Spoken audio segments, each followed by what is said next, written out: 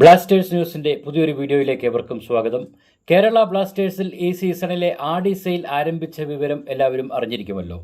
വമ്പിച്ച ആദായ വിൽപ്പന നടക്കുന്ന ക്ലബിൽ നിന്ന് ക്വാമി പെപ്ര, ഇഷാൻ പണ്ഡിത എന്നിവർ പുറത്തായ വിവരം ക്ലബ്ബ് തന്നെ സ്റ്റേറ്റ്മെന്റ് ഇറക്കി ഒഫീഷ്യലായി പ്രഖ്യാപിച്ചു കഴിഞ്ഞു.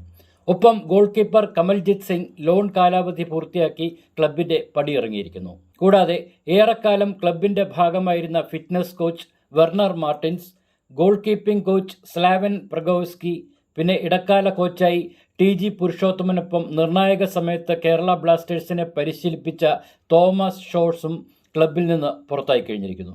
ഇനി പുറത്തേക്ക് പോകാനുള്ളത് ഏറെക്കാലമായി ക്ലബിനൊപ്പം ഒരു കപ്പ് നേടാൻ നിരന്തരം അധ്വാനിച്ചിരുന്ന നമ്മുടെ നായകൻ അഡ്രിയാൻ ലൂണ തന്നെയാണ്. അതും കേരള ബ്ലാസ്റ്റേഴ്സ് തങ്ങളുടെ ഒഫീഷ്യൽ ചാനലിൽ ഒരു ഹിഡൻ കണ്ടന്റായി തന്നെ പറഞ്ഞു വച്ചിട്ടുണ്ട്.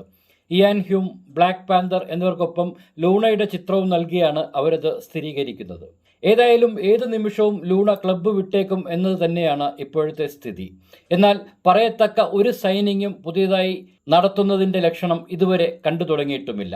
ഇനി കാണുമെന്നതും വെറും പ്രതീക്ഷകൾ മാത്രമാകാനും സാധ്യതയുണ്ട്. അങ്ങനെയെങ്കിൽ വരും സീസണിൽ കഴിഞ്ഞതിനേക്കാൾ മോശമായ ഒരു പ്രകടനവുമായി കൊമ്പന്മാർ വന്നാൽ പോലും ഒട്ടും അതിശയിക്കാനില്ല എന്നർത്ഥം.